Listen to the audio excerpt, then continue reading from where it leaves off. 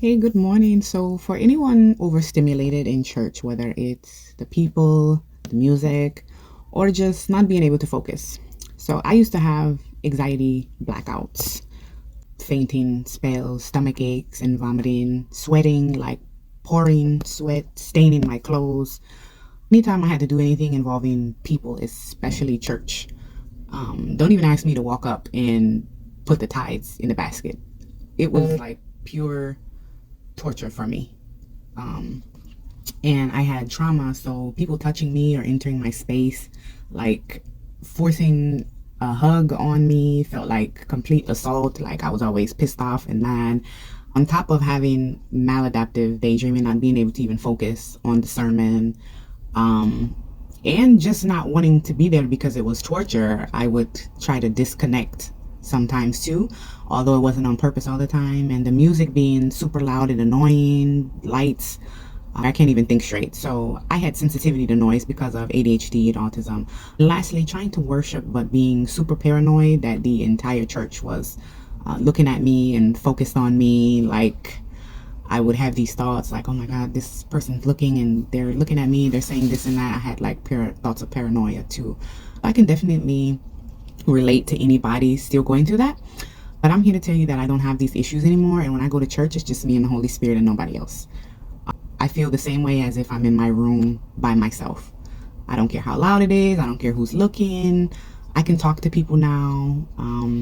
I can hug people, even though I just prefer not to. I still don't like everybody touching me, but it's not so much of a big deal. I still sometimes drift off mentally, but I am getting so much better at recentering myself because I've made it a habit and saying to myself, hey, pay attention, focus, come back, and really rebuking distractions. We should all be getting stronger at speaking to ourselves and speaking to whatever's going on, whether it's distractions or whatever.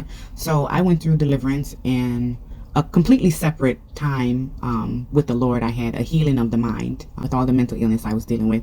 Although I can't tell you exactly when or specifically what the names of all these spirits or traumas that were causing all this, because I had so much come out of me between my trauma and mental illnesses, ADHD, autism, multiple personality, depression, bipolar. That's all gone now.